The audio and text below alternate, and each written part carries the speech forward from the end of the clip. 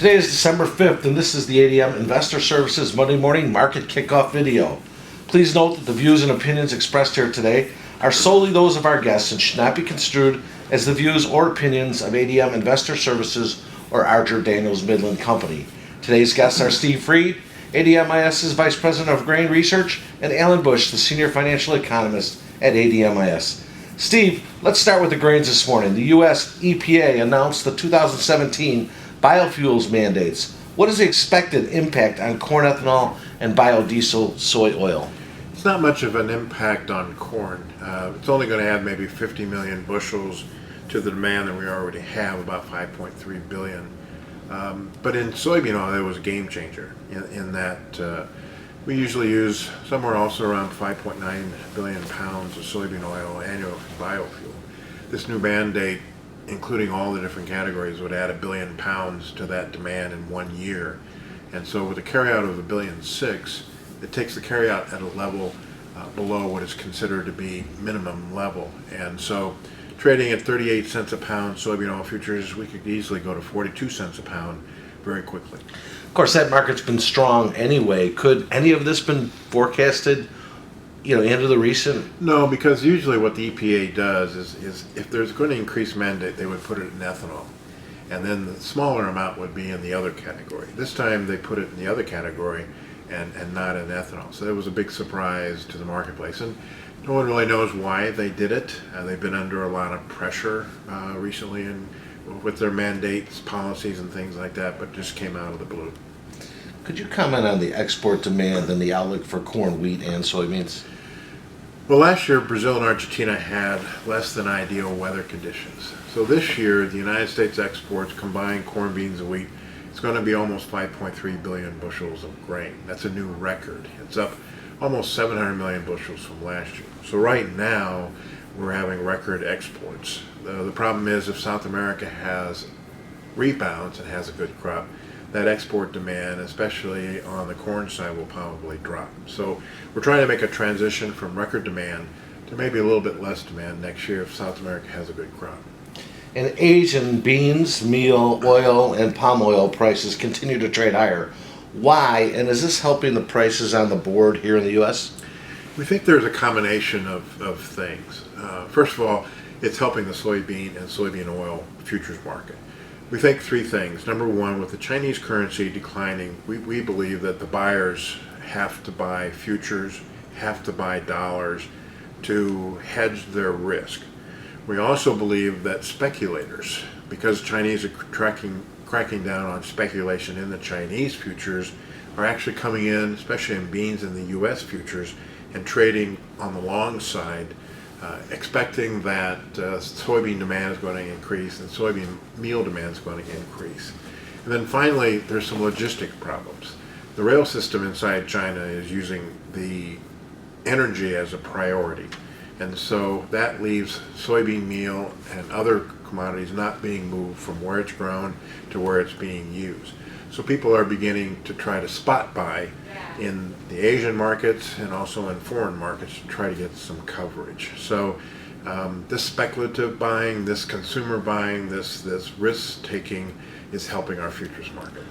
Sticking with the grains a moment further, you mentioned South America. Is there any news out of South America? What's the weather outlook there? This morning we came in with some headlines out of South America that Argentina's 2-week forecast is turning drier. So we got beans up 20 cents and corn up 10 cents. And I think on the bean side there's speculative buying because the weather may turn drier than normal. And on the corn side there's short covering just in case the weather turns bad.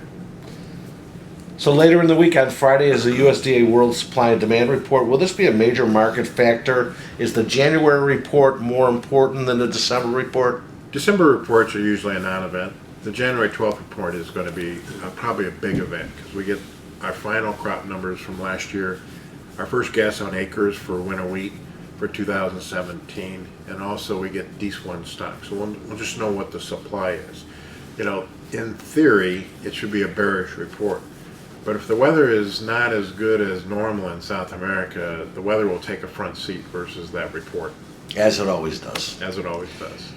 Alan, the stock market made new historical highs again last week. What is the rule of thumb for any market that advances to new record highs?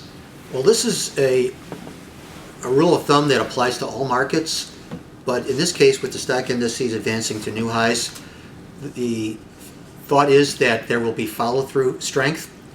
Quite often in the past, we have seen several days or several weeks of continued gains in any particular market that is at new historical highs.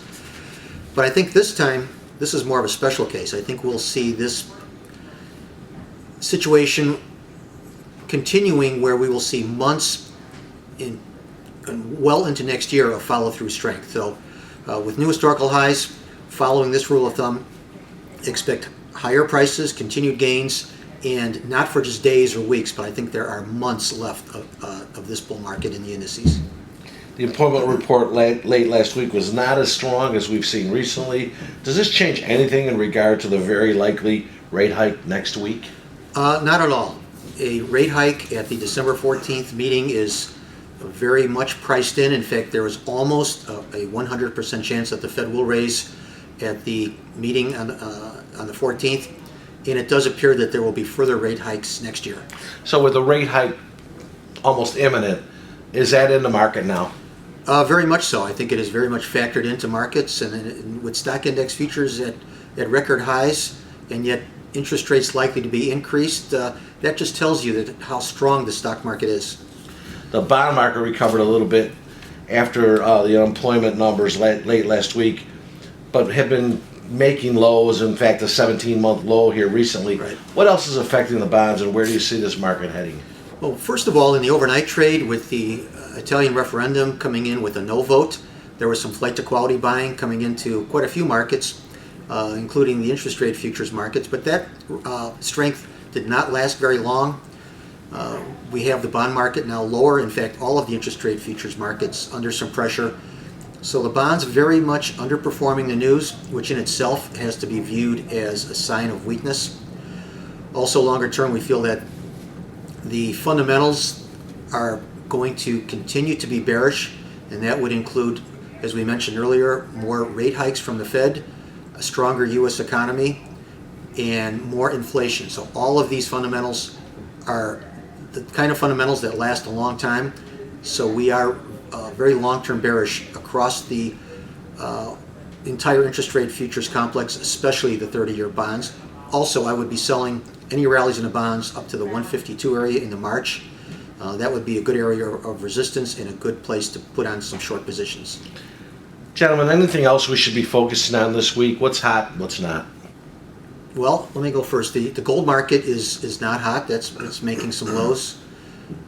As traders feel that a stronger dollar and tighter credit is bearish, which it is for the precious metals.